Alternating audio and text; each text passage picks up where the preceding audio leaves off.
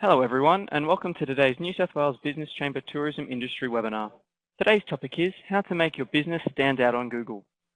Google is the starting point for the majority of travellers in the early stages of their purchase decision-making process and is therefore a fundamental platform to market your business.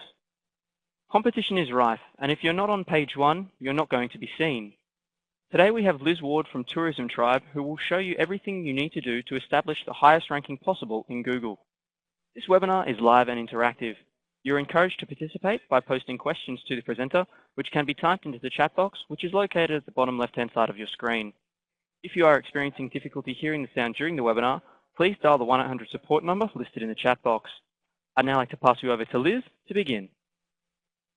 Thank you very much, Jeff, and welcome everybody. It's a pleasure to provide this presentation and to share some of my knowledge and the knowledge of the experts and other members of Tourism Tribe around this very important topic. As Jeff mentioned, Google is a fundamental platform along with many different aspects of marketing our businesses today, but it's a very important one.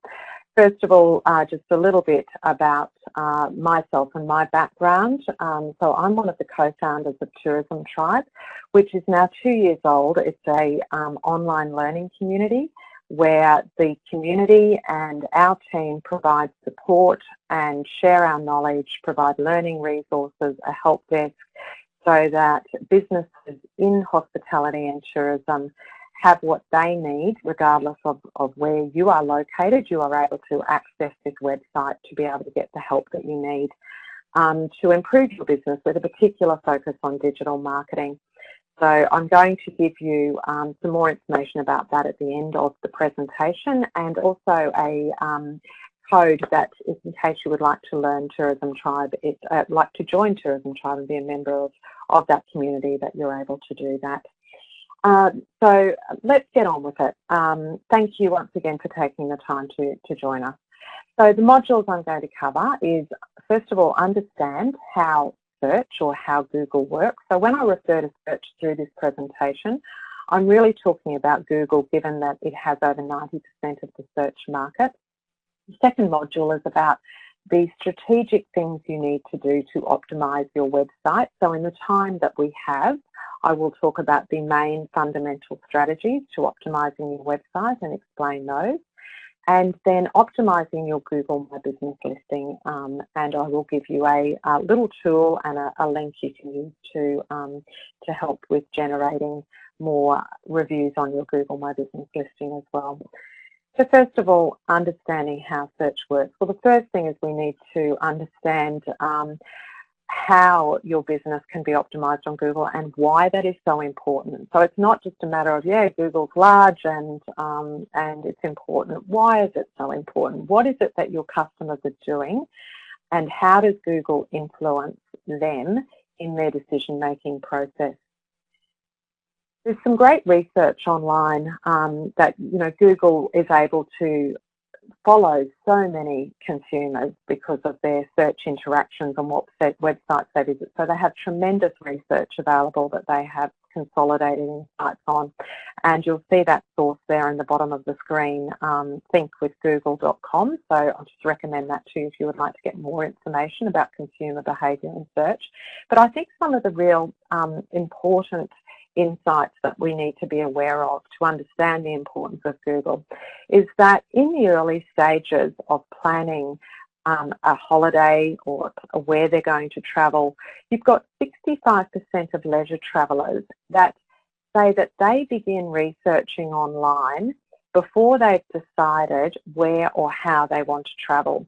So that tells me that people are highly influenceable at that early stage of their decision making. They haven't decided where or how they want to travel. So that's a great opportunity for you and your businesses in the many different destinations that you come from in regional New South Wales and on the coast of New South Wales and Sydney area, because you can capture them when they're in that dream stage, when they are not so concerned about price. They are more concerned about fulfilling that notion and that ideal that they have about their travel and their holiday. So, and Google plays a very important role there, as you'll see. So search engines and YouTube, coming from this research again, are the top online sources of inspiration in this dream phase, with 61% of people saying that in this inspirational or dream phase, the earliest stage of the travel purchase cycle, that they are using search engines. You'll also see on this research here, so I shall just point to that for you. You'll see here also social networking, video and photo sites are also very important here. YouTube or videos generally are growing all the time in terms of the influence that they have in this early stage. When people move to the next stage of the purchase cycle, so they've now decided, generally the flow is that they then decide on a destination, okay, now let's start searching our options. What can we do at this place? Where can we stay? What's the food like? What is there to do? So they move into that planning and booking stage, and 57% of leisure travellers say that they always start that stage with search. So once again, we see it's a very important platform for us. In that planning stage, search engines are ranked the most important, with 60% of people saying that it's their top online source in the travel purchase cycle, in the travel planning and booking cycle. You'll also see here hotel sites, apps coming in second, online travel agencies, so OTAs like Booking.com, Expedia, airline sites at 39. So you can see the different sources there, but they're all quite high. I mean, they're all significant sources in the top 10. So Google, not necessarily that easy to work with for a number of reasons. One of the reasons is that it keeps changing. And you'll see here the penguin and the panda, which are emblems of two of the major software updates that Google did some years ago. But the reality is, if you do a Google search on Google Updates, you'll see that almost every day in the history of Google, there are some minor changes to the way that the algorithm works to populate those search pages, those first, second pages. And of course, it's the first page that we're most concerned about, because how many people actually click on the second page? You know, do you click on the second page? I rarely do.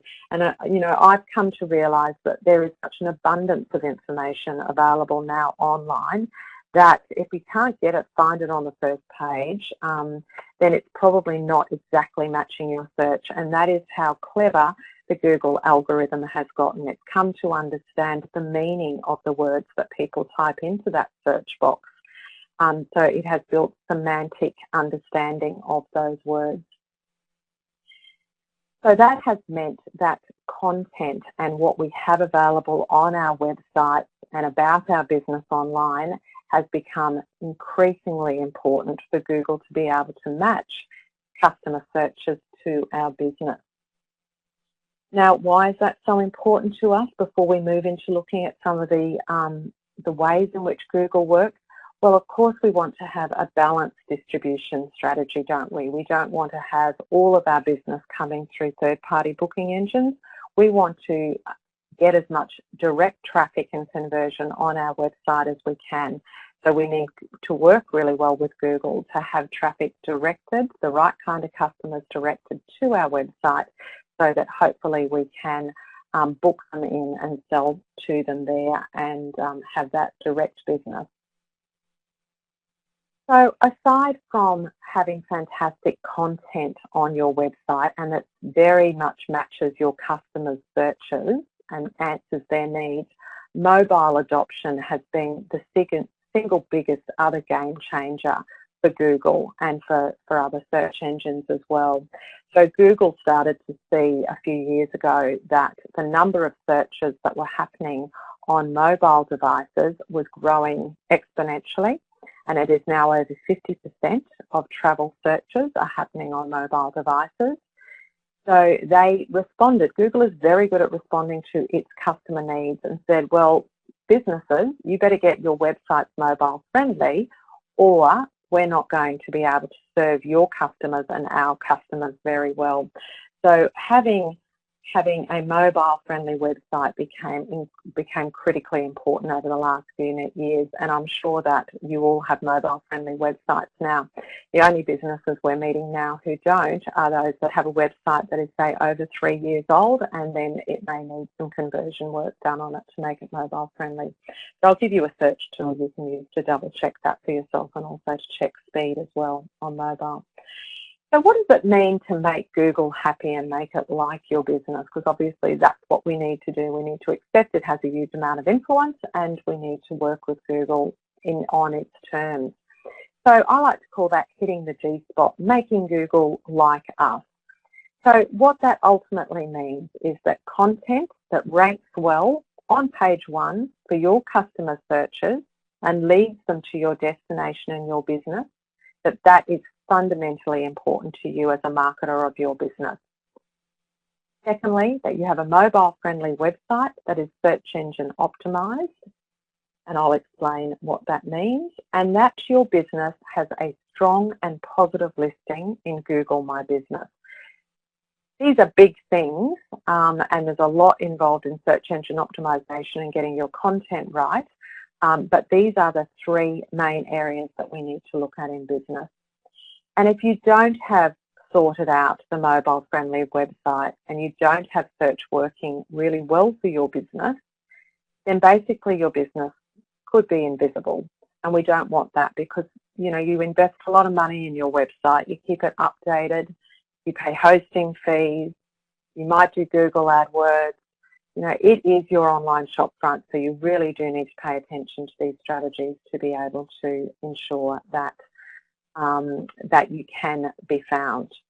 Now, you may also be receiving, I actually had one in the car about an hour ago, a cold call, sales call from somebody going, and I would do the accent, but that might sound racist, so it might sound a bit funny, so I won't. But we will, you know, we've had a look at your website, Tourism Tribe, and we would like to give you some analysis and recommendations for search engine optimization. And of course, that would be a fee that we would pay for them to do the work on that. And a lot of businesses say to me, oh, we're getting emails about that all the time, or phone calls. The reality is that's fine. You can go down the path of hiring somebody to help you do this. But as a business manager or marketing manager or owner, you really do need to understand the basics of how search works, so that you know the questions to ask people who are experts in this area. You've just got to get the basics down. Sure, there may be some things that you can do yourself, which I'll explain to you, but sure, you can outsource it, but you need to understand the basics of how it works, basically, so you don't get ripped off. So trying to simplify the way that search works, and, you know, what influences where your business ranks on page 1 of Google when somebody puts in a search term. You know, if you do research on this, and I can recommend to you, besides using Tourism Tribe and some of the tutorials in there to learn about it, there's a great site which is moz.com, moz.com, and it is dedicated to search engine optimization, and you can read about the algorithm there, the Google algorithm. Well, it's you know, I don't think there's one person on the planet who understands all of the intricacies of it. Even within Google itself, there are different people in different countries that work on it. And it works differently in different countries as well, and different industries, it works differently. So, you know, you don't have a simplified thing that you can read about everything about how the Google algorithm works. But what I've tried to do is bring it together into a non-technical story here about what I think are the most important things as a business to pay attention to. So this diagram shows us that at the centre of what we should be concerned about, as I mentioned before, is that you have fantastic content available on your website and in other places online, and I can talk more about that. But on your website, let's focus on that you have really well well articulated text, great images, good videos, helpful, useful content to help your target market make a decision to stay in your destination and to utilise your services. So that's the number one thing, and that really drives today everything that you do in digital marketing. Your website itself has to be functioning really well, so it needs to be very user-friendly. People need to come to it and it downloads quickly. They get great images first up. It's sticky, it makes them stay on there. They're not bouncing off straight away. So if you understand Google Analytics and the term bounce rate, you don't have a very high bounce rate. People stay on the site and move through pages, and Google is tracking all of that. So that's how Google knows whether your website is meeting your customers' needs or not. So, you know, your website has to be user-friendly and have everything it needs to have on it to make information available and easy to digest, and that your product is bookable and easily bookable. And that it needs to be search engine optimized, and I will explain that. Google tools, so at a minimum you're using Google My Business. You are advised to use Google Analytics because it is helpful in the back end of your business to be able to make decisions using that data. And you will also have, when you set up Google My Business, you will have also updated your default, because when you do Google My Business by default, you get a Google Plus listing for your business, that you've set that up as well and made sure that you have got your business in the appropriate place geographically on Google Maps as well. And that you are using Google reviews and responding to them, which is of course available through Google My Business, and I'll show you that. That you're working with partners. Don't underestimate the power of credible partners carrying your customer-focused content, or at a minimum a citation of your business, details of where you're located, how to contact you, and a little bit about what your business is about. So that might be your visitor information centre or regional tourism section of the Visit New South Wales website. So you've got your Australian Tourism Data Warehouse listing that gets you published on Visit New South Wales website and other third-party websites. So there's some common avenues, but then there might be, you might be in a particular niche. It might be that you're really offering great kayaking and stand-up paddleboarding tours or fishing tours or whatever that is, horse riding, whatever that niche you are in, that you are working with other businesses and seeing if you can have your business listed on their website, providing them great content that they might want to publish. You might be writing a blog post and they want to publish that on their website. So don't underestimate the power of that endorsement by credible partners. Likewise with links. If you are familiar with search engine optimization practice a few years ago, it was all about links and all about keywords. Well, the big shift from keywords is more to full content rather than just keywords. The big shift from links is it's not about the number of links, it's about the relevance of those links and how credible those sites are that are backlinking to your website.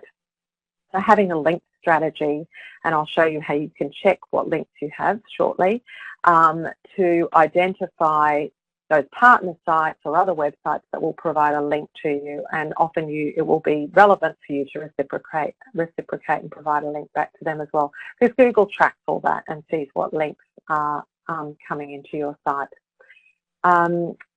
Social. So one of the other areas that Google has advanced in is providing social media signals.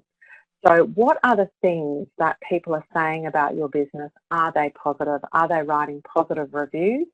And are they saying positive things, positive comments on social media? So that is another shift that Google has made to recognise the power of word of mouth and online reputation to include that.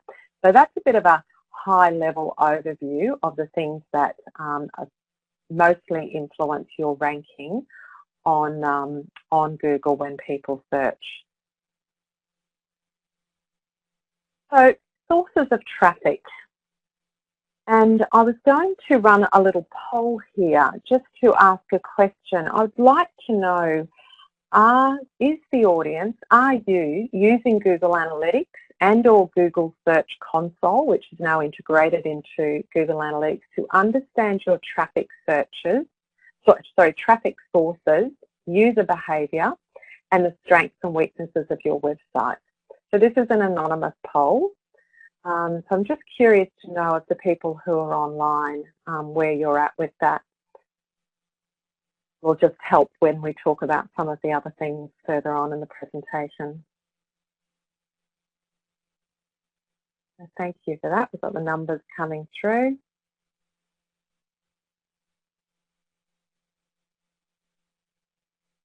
Okay, so we've got one person saying yes, that they review their Google Analytics every month and make decisions about what they could change or improve using this data. We've got 6 people saying yes, sometimes they look at Google Analytics reports, good on you. We've got 4 people saying, I don't know if Google Analytics is set up on our website, and 1 person saying other. And we've got a comment might come through in the chat box shortly to explain that. So I will just pop that out of the way now. So I'll just stop that poll. But thank you for that feedback. Congratulations to those people who are using Google Analytics. We ran a workshop just the other day just purely dedicated to Google Analytics, and it's, you know, it's one of those things that it's a, you know, it's a half-day session really to start to understand it, and then you need lots of time, regular time on it to get really familiar with it. But it does offer tremendous value to businesses who are ready to really analyse what's going on in their website. So when we're talking about sources of traffic, so just reflecting back now on what are the main sources of traffic where we want to make sure that we are making it easy for people to get to us. Obviously, it's the content on your website is the first thing, your own pages and blog posts. Blog posts, we didn't used to talk about them with small tourism businesses a couple of years ago, but now they are becoming a very relevant strategy for businesses to be competitive in the search space and to generate leads, and not out of the realms of capability of most businesses to do possibly, you know, 1 blog post a month or even 1 a quarter. Social media, as I mentioned before, is very important in digital marketing today. It's also important to Google, but as a source of traffic, you know, if we can get people to our website through smart and quality posting, consistent posting, and really get that engagement going, then that's a great advantage to us for getting that direct business. Email marketing, particularly for tourism businesses. When executed well, we're seeing pretty good open rates on email marketing. The benchmark is between 20 to 30%, and that's really good. And so that's a great, not only lead generator, but also great strategy to be able to help businesses to engage prior customers and keep them connected. Google AdWords, there's definitely room in the competitive space. So if you're in a competitive part of the industry, like accommodation in a quite populated area, then Google AdWords definitely needs to be considered, as does social media marketing, paid advertising as part of your digital marketing strategy. Google Maps and working with Google tools, making sure they're set up, and then links into your website. And hopefully all of this is going to come together and be well balanced and be given enough love on a regular basis within a plan to be able to drive conversion on your site. And it's by giving your customers what they need and being able to connect with them at these different places, their different channels that they would be using, that is what is going to drive Google as well for you, because the bottom line is if you give your customers what they need to be able to find and book you, then you're giving Google what it needs. So one works with the other. So hopefully that makes sense as a bit of an introduction, the sort of the big ticket items. I'd like to move on to module two now about optimizing your website Now I'm going to keep a non-technical version on this in the language that I use, and I apologise if there's any SEO experts sitting in because I'm keeping this at a really non-technical level for the benefit of those people who do need to get their heads around it. So there are 3 different types of search engine optimization. There is on-page or on your website, there is technical and off-site search engine optimization. So what do these each mean? So on-page SEO, search engine optimization, and when we say SEO, we are talking about all the things that you can do that you don't pay a fee for. Yes, you might outsource it to get some of this work done, but you're not paying an advertising fee. So on-page SEO is the practice of optimizing the individual web pages on your website to help them rank higher and earn more relevant traffic in search engines. And what it refers to, the on-page, is the content and what we call the HTML source code of a page that can be optimized as opposed to off-page SEO, which refers to external things that you will do. And what this on-page search engine optimization does is it tells Google what the specific page is about. It makes it really easy for Google's bots, when they are coming over your site regularly, to know what the page is about. Bear in mind also, it's still relevant that Google does love fresh new content. So when you create a new page, it could be a new page on your site, it could be updating the page, it could be creating a blog post and adding it onto your website. When you search engine optimize that page, that helps for that new content to be ranked in Google. So it's really important. The purpose of the web page, that's what you do to make it easy for Google to understand what it's about. You state it using these on-page tags. Now, I've got just a bit of a clip here, and those of you who are on WordPress websites, you may be using the same plugin for search engine optimization. Basically, whatever website platform or content management system you're on, there should be a capability for you to be able to add these search engine tags, these SEO tags, to each web page. So if you're using a very simple Wix website, for example, they cater for this really well. WordPress sites, Yoast SEO is the most common one, and that's what I've got a screen grab of here for you. This is the Yoast SEO search engine optimization section at the bottom of each page. And whatever platform you're using, if you're unsure about this, talk to your web developer and ask the question, how do I update the search engine, optimize the SEO tags on the pages of my website? And the main tags that you're concerned with are the title tag. So this tells Google what the title of the page is. The actual URL, so this is called the slug here. So off the back of, say, the tourismtribe.com website, that will be the URL that is used. The meta description, that is actually the very brief description about what the content of the page is. So you put a very small description in there, and that helps Google to know what that's about. And don't forget to put alt tags on your images as well, because that tells Google what the image is about. Google is not yet great at reading images. It is still very much text-based. That is coming. Image recognition is getting better and better all the time in Google, as is artificial intelligence and machine learning. But for the moment, it still relies on text in the main for search engine optimization. Also, that helps with vision impaired people who are using screen readers. They know what the image is about if they can't see it clearly. Now, ultimately, what this is going to do, it doesn't only help Google know what the page is about, it also controls how the page is displayed. So what it shows me up here is when I fill out these fields here, this is how the page will be displayed, or the links will be displayed in Google. And there's a tool that you can use to test that. When we're working with clients and we want to see, we can't get into the back end of their website yet, but we quickly want to see whether their site is search engine optimized or not. you just type into the address bar in Google or into the search site, SITE, and your web address. So I've done it here for a great looking business in Byron Bay, beachsuites.com.au. And what it shows me, so the consumer will never see all of these links to your web pages together, but it allows me to see what their search engine optimization tags look like.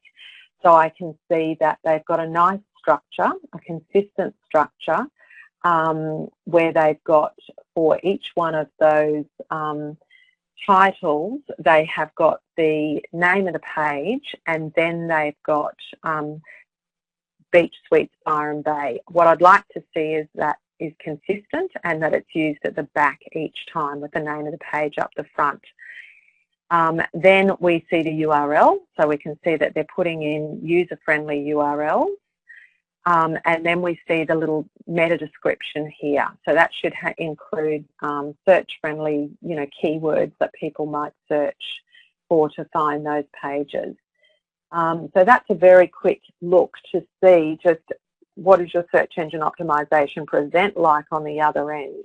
And if anyone would like me to have a quick look at that for them, I'm happy to do that over the next week. What will happen is if you just include in the chat your web address and email address, then that will get passed on to me. I'm happy to have a quick look at that and just come back to you with just a few little points of a quick overview of that to be able to give you my thoughts on that if that's useful for you. And you can have a look at that yourself, of course, as well, and I'd be suggesting that to you as homework anyway. Technical SEO, what's that? That's any SEO work that is done aside from the content. So everything we just looked at then was basically content on your website. It's laying a really strong foundation to give your content the best chance it can have to rank for those relevant keywords and phrases. Essential in technical is mobile friendliness, speed, and good navigation. So they would be the fundamental things. If people come to your website and they don't get a great download speed immediately, you've basically lost them. If you're not downloading in 2 seconds, they reckon that's the benchmark, then they may just click off. So it's really important that the speed is there. And I've got another tool to share with you, and you can do this as your homework, and that's this link here. So obviously these slides are going to be shared with you afterwards, so you'll be able to access them. So, or you might just want to write this down anyway, or you can just even go into Google and just say test my site, and you'll get this link, testmysite.thinkwithgoogle.com. And you type your URL into there, and what it will do is it will give you a score for mobile friendliness, how Google sees the mobile friendliness, and it will also check the mobile and desktop speed as well and email you a report. And usually what we see is these days operators' websites are mobile friendly. They might be 90% plus mobile friendly. The speed can be a little bit slow. You want to get it into at least the orange, not friendly. The speed can be a little bit slow. You want to get it into at least the orange, not the red. And sometimes that is a factor of images, might be a bit big and might need to be reformatted to get them a little bit smaller. And desktop speed is generally okay, but that's for you to have a look at and generate that free report for yourself. Okay, what is off-site SEO? So this is about the things I mentioned before, everything that's going on outside of your website. So it's meaningful inbound links or backlinks to your site from other sites.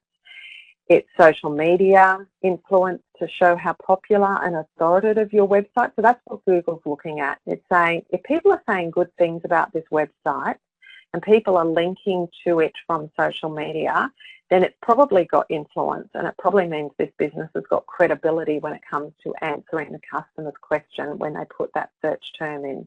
So that's what it's looking for there.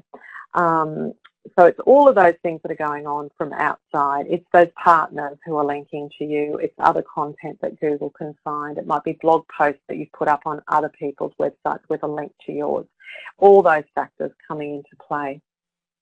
So when we think about links particularly, because they are an important factor of search engine ranking.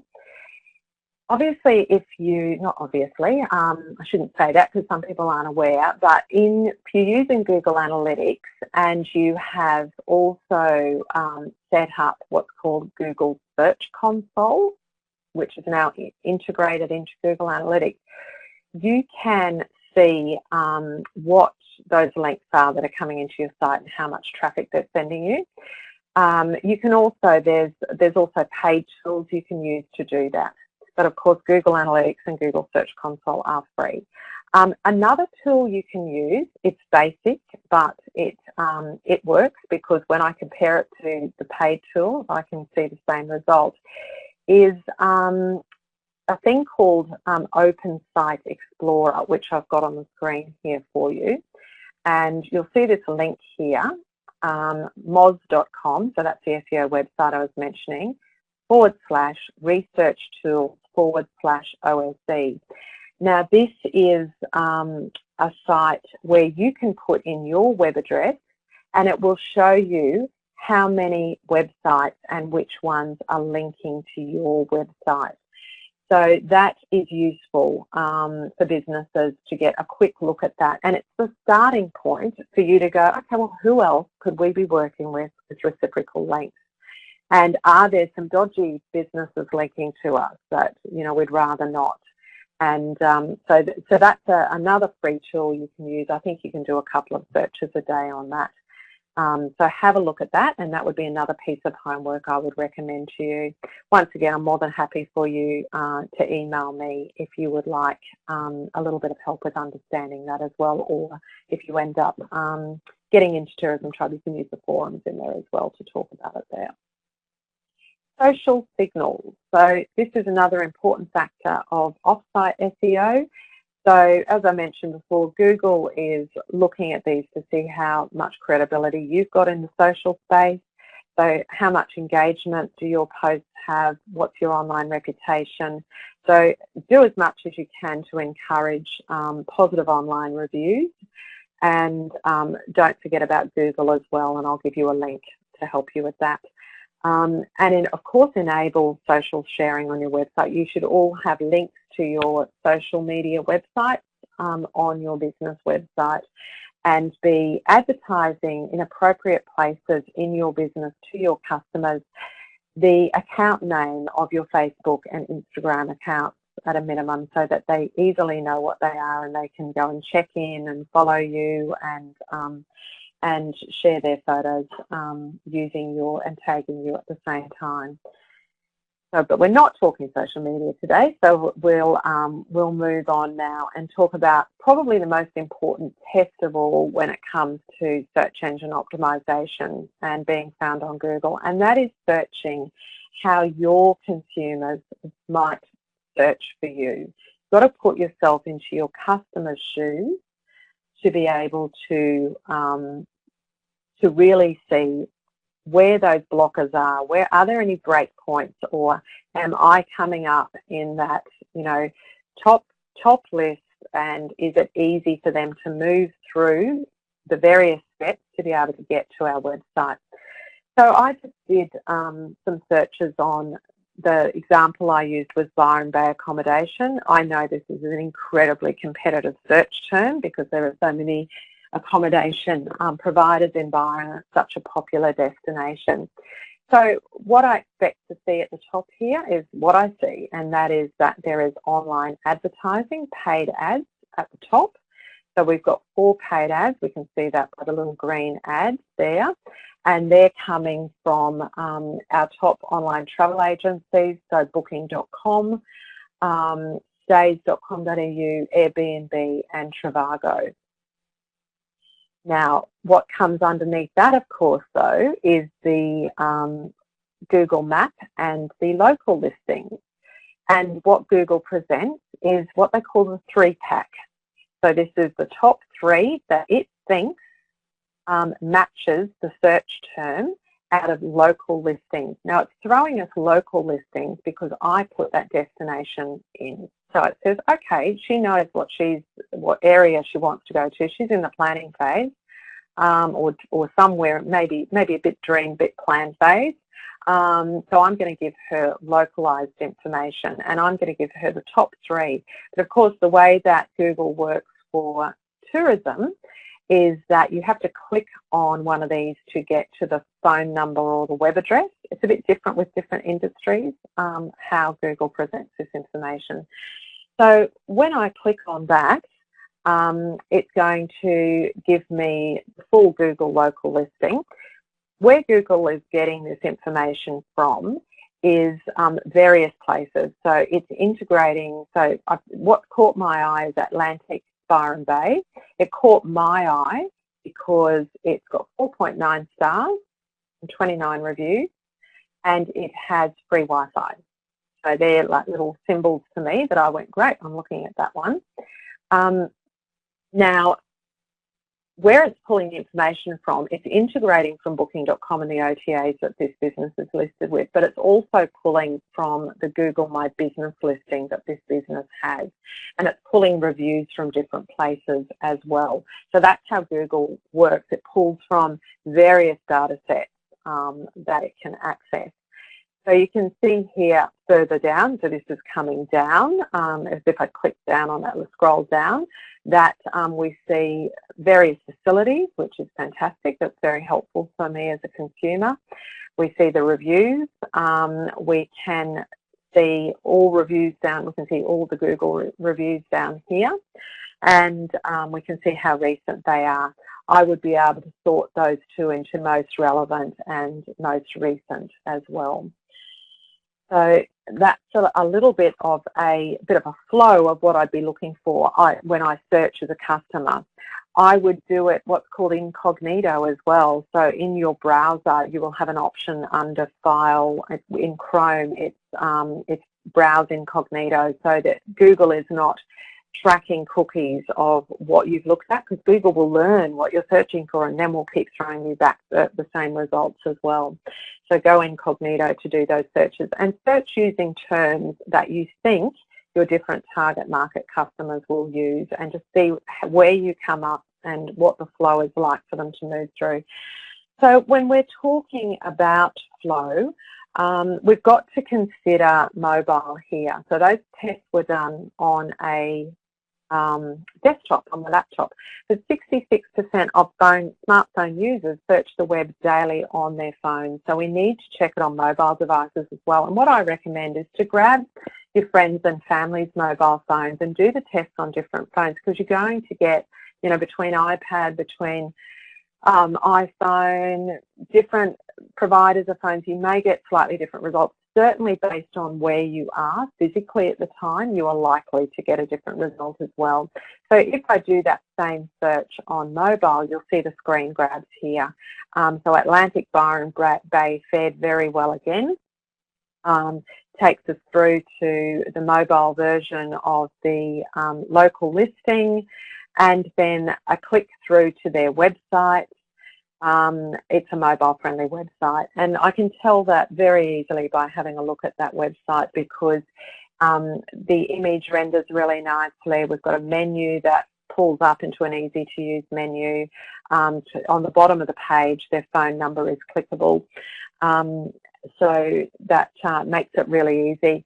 What I would do as the owner of this website, though, is I would have my phone number in the top here and clickable, just so it's super simple, not only on the bottom but on the top, to be able to click to call to get to me. So what I'd recommend to you is to do some searches on mobile and desktop using different search terms to see how you rank. And get your friends and family to do it too, so that you can just Google a bit and make sure you do it incognito on your desktop. Often we get asked Google Plus as a social platform, do we need it? When you've got, you've got Instagram and Facebook to look after as well, typically. And maybe you might be doing a bit of work in Pinterest, or your business to business, so you might be going after the corporate market, you might be working LinkedIn as well. Google has a relatively small following. I don't think too many people are searching it like they would search Instagram or Facebook for businesses. However, there has been some feedback from Tourism Tribe members that when they have started to post on Google+, like major updates about their business, not everything they put on Facebook, but the major updates, share blog posts, that they've noticed a slight improvement in some of their rankings for search terms. So that's just anecdotal feedback. There is nothing in the Google algorithm information that says that it will help, but I just will share that with you. So a little bit of love would be my answer to that if you can afford the time. So moving on to our last module, optimizing your Google My Business listing. So a very important Google tool. It is the tool that helps Google understand about your physical business and helps people to find it when they do a search with that geographical context included in it, which obviously a lot of searches would have that, because people move to the stage of having a thought about what destination they will stay in. So basically what Google Business has done is it has replaced the old Google Places listings, and it's now a one-stop shop where you manage your Google Business listing. You create and update your listing there. You can improve the accuracy of where your business appears on Google Maps as you're setting it up. You can manage the Google Plus business page, so that's the social media platform we were just talking about. Connected to it, you manage it all from that one console, and you monitor and respond to your Google reviews from there. And that's probably one of the most important things in this, is that set up your Google My Business listing so that you can manage your Google reviews and respond just like you do on TripAdvisor and Facebook and Booking.com. And you can also use the video call function as well, just like Google is prolific with that. Now, if you are unsure as to whether you have claimed your Google My Business listing or not, one of the best, easiest ways to check that is to go into Google Maps and have a look to see, just search your business name in Google Maps, and if it comes up with this, claim this business, then that indicates to me that this business has not been claimed, and then you can click on that and step through the process. If it just says suggest and edit, then it has been claimed, and you will need to get access to that so that you can then update the images and start managing that listing. So that's a really important one. When you are putting information about your business onto your Google My Business listing or any other website, it's important that you have the citation, your business name and address and phone number information consistent across these sites. And that also helps Google to be able to know, oh, this is this business. We know exactly, this matches exactly with the information we have on Google My Business about this business. We can see that's how they're listed on this website and these others, so we know this is the same business. So it's very important that you are consistent with that. And so make sure you check those citations on other websites and make sure that you're using the same syntax for, like if you're on a boulevard, it might be BLVD. Use that same syntax every time. Here's an example here of the address details and the phone number that you want to keep consistent. When you're updating your Google My Business listing, make sure that you update the facilities and give the consumer all the information they need to be able to quickly make an assessment. And very importantly, start responding to reviews. As I mentioned before, you'll turn notifications on so that you get a notification on your phone when you get a Google review and hop straight in there. We want to encourage these Google reviews because Google is ranking them above other review platforms to put you at the top of the list. Of course, you want to encourage reviews on your customers' preferred platforms, and I'm sure many of you would already be in the best practice of sending an email post your customers' visit to ask them if they have had a great time with you, would they like to leave a review on either, Facebook or TripAdvisor. But what I'd like you to add into there is in that email a link for people who would like to leave the review on Google. Personally, I prefer leaving reviews on Google and Facebook compared to TripAdvisor. I find the TripAdvisor process a little bit more cumbersome and takes a bit longer. And what we're seeing is that Facebook and Google reviews are growing at a very fast rate now compared to what they were before. So here's just a little tip for you to be able to share a link to your Google My Business review page so that people can drop straight there. They don't have to search for your business. They can drop straight to the spot where they have opened up that button to leave a review. The only thing that will stop them is if they've not logged into Google. It will ask them to log into Google, and then they'll be away and they'll be able to write that review straight away. So I've given you the step-by-step instructions here to do that. Basically what you do is you search for your listing in Google so that your Google My Business listing or your local listing comes up. So here you see the Tourism Tribe one. Then you click on write a review as if you're a consumer. And can I just say, my recommendation is to do this in Chrome because I have found in Safari and Firefox that it hasn't always played nicely, but on Chrome I've had success each time as a browser. So click on write a review. Then what you do is the address that comes up here in the address bar of your browser, you right-hand click to copy that, and I'm sure you're all familiar with right-hand clicking copy. And then what you can do is paste that URL into a hyperlink, a nice user-friendly, here's a link to our Google review. On the word link, create a hyperlink using that URL in your email. So when you're sending those standard emails out of MailChimp or however you do it, you'll have it set up and it's nice and easy to use and you don't have that ugly URL in there. And you'll end up with a happy customer who goes, great, this business is switched on because they're able to give me a link to their Google review because that's the platform I prefer to leave a review on because it's so simple and easy and it'll make Google like you more as well. So those instructions are there for you, and if you get stuck with it, let me know as well. I'm happy to help with that or grab it for you and email it through. So my key takeouts, just before we have a look at some questions, are that, and you may have different takeouts to this, but my key takeouts I'd like to leave you with is that Google is the market leader in search and is continually investing in meeting your customers' needs, who are their customers.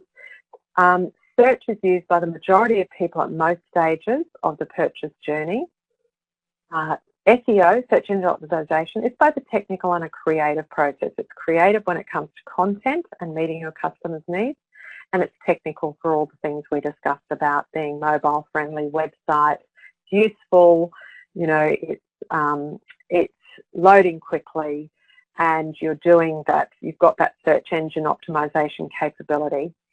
Now, all of those things we've spoken about have been free, which is great. And I think that's another key takeout for me, which I haven't got down here, is everything I've spoken about, with the exception of venturing into paid advertising or hiring an outsourced person to help you with this.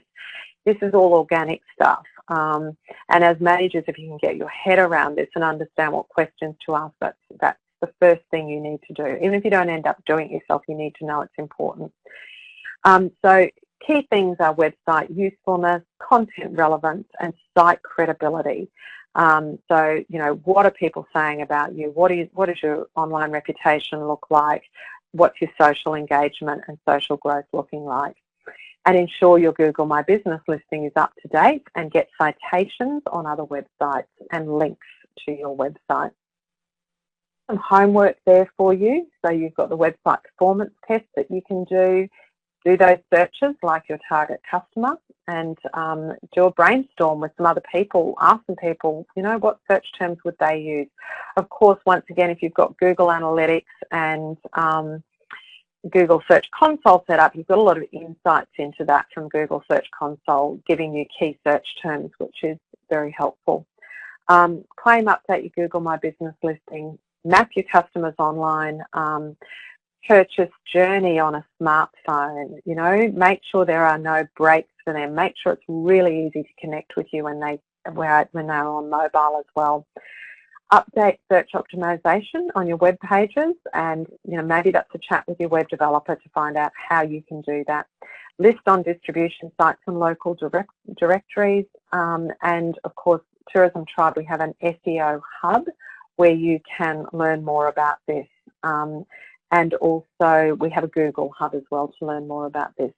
So lastly, it's to share with you for Tourism Tribe, if you would like to join some of the 700 plus members, tourism operators who are there now and the experts, it's not an expensive thing to do. This is largely it's our social part of our business is Tourism Tribe, to make it accessible for you to keep learning and have access to some help and a help desk and forums to ask questions, which are very valuable. So it's only roughly, it's under $10 a month to join, but we're giving you a discount code, which makes it even cheaper. It drops it to $90 for the year, and that's the code there to join. So you can select any membership. If you select the membership that is the starter membership, it will cost you $90, but you get 20% off any of the memberships. And TT First Date is the discount code that you use. So that will be available to you when you see these slides as well. So let's move on and have a look at some of the questions that we've got here. So yes, the presentation will be available for viewing following the webinar. I'm sure once it has been processed that will be shared with you. We've got some feedback from one of the attendees about their use of another tool. We set up Adobe Omniture. We use a lot for tracking links, which is helpful. Thank you for sharing that. And we do use Google Analytics to assess bounce rates, traffic sources, most popular pages on our smaller websites. That's great. Good on you. Let's see what happens if you don't have a physical presence. So that's with regard to Google My Business. So that's a very good question. That's the same in our business. We have the same thing. So Tourism Tribe is a virtual business. There are 3 full-time partners in the business, and then a whole network of experts and other people who work in the business, but we don't have it in the office. But we do, you know, you do have to have a registered location as such, and that's the one that we use on our Tourism Tribe listing. So we still make the most of reviews on Tourism Tribe, and we do update our listing, though it's not used in the same way. And the other thing is, when you're setting up your Google My Business listing, there's an option there to ask, do you deliver services at clients' premises as opposed to at your own? Are you not a physical business? So you can opt to select that option as well, which may suit your needs better too. So we'll just see if we've got any other questions there.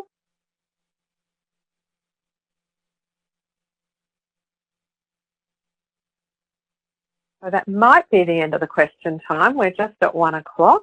I'm happy to take any other questions via email, or please, we'd love to see you on Tourism Tribe, to join Tourism Tribe. There's a number of New South Wales members there, and a number of those would be from the New South Wales Chamber workshops that we ran last year.